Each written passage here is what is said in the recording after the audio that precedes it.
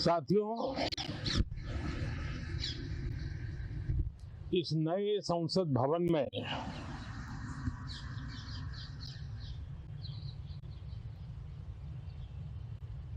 जो पहला सत्र हुआ था, उसके आखिर में इस संसद ने एक बहुत ही गरिमापूर्ण फैसला लिया था और वो फैसला था नारी शक्ति वंदन अधिनियम। और उसके बाद 26 जनवरी को भी हमने देखा किस प्रकार से देश ने कर्तव्य पथ पर नारी शक्ति के सामर्थ्य को, नारी शक्ति के शौर्य को, नारी शक्ति के संकल्प की शक्ति को अनुभव किया। और आज बजट सत्र का आरंभ हो रहा है, तब राष्ट्रपति द्रौपदी मुर्मू जी का मार्गदर्शन और कल निर्मला सीतारमण जी के द्वारा इंटरिम बजट एक प्रकार से ये नारी शक्ति के साक्षात्कार का पर्व है।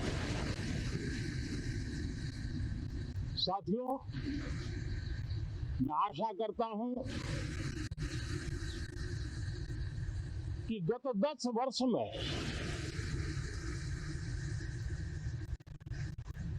जिसको जो रास्ता सूझा, उस प्रकार से संसद में सबने अपना अपना कार्य किया। लेकिन मैं इतना जरूर कहूंगा कि जिनको आदतन हुड़दंग करने का स्वभाव बन गया है, जो आदतन लोकतांत्रिक मूल्यों का चीरहरण करते हैं, ऐसे सभी माननीय सांसद आज जब आखिरी सत्र में मिल रहे हैं, तब जरूर आत्मनिरीक्षण करेंगे कि 10 साल में उन्होंने जो किया।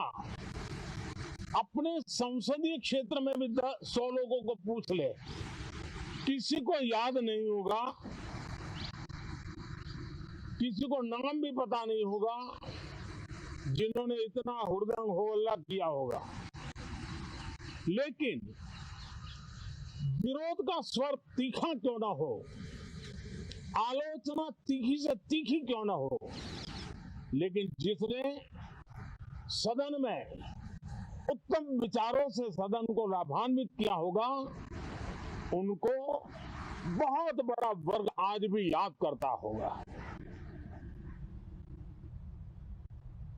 आने वाले दिनों में भी जब सदन की चर्चाएं कोई देखेगा, तो उनका एक एक शब्द इतिहास की तवारीख बन करके उजागर होगा। और इसलिए जिन्होंने भले विरोध का किया होगा, लेकिन बुद्धि प्रतिभा का दर्शन कराया होगा, देश के सामान्य मानवी के हितों का कंसर्न दिखाया होगा, हमारे खिलाफ तीखे से तीखी प्रतिक्रिया की होगी, उसके बावजूद भी मैं अवश्य मानता हूं कि देश का एक बहुत बड़ा वर्ग, लोकतंत्र प्रेमी सभी लोग इस व्यवहार की सराहना करते होंगे।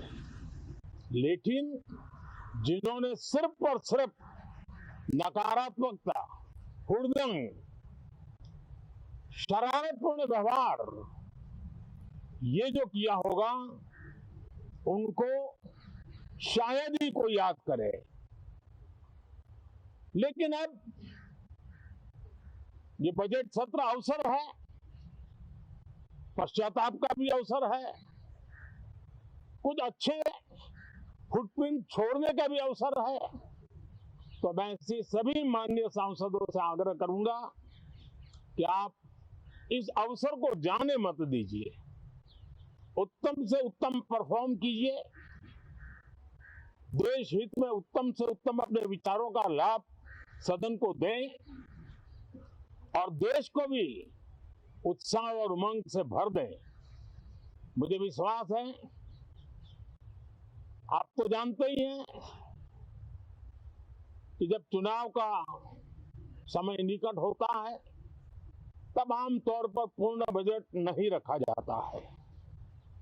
हम भी उसी परंपरा का निर्वाह करते हुए पूर्ण बजट नई सरकार बनने के बाद आपके समक्ष लेकर के आएंगे।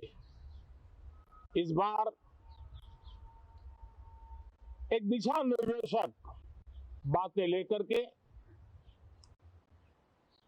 देश की वित्त मंत्री निर्मला जी हम सबके सामने कल अपना बजट पेश करने वाली है। साथियों, मुझे विश्वास है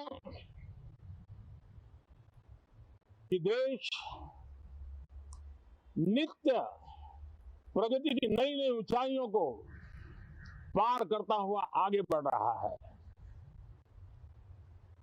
सर्वस्पर्शी विकास हो रहा है, सर्वांगीण विकास हो रहा है, सर्व समावेशक विकास हो रहा है। ये यात्रा जनता जनार्दन के आशीर्वाद से निरंतर बनी रहेगी। इसी विश्वास के साथ फिर आप सभी को मेरा राम राम।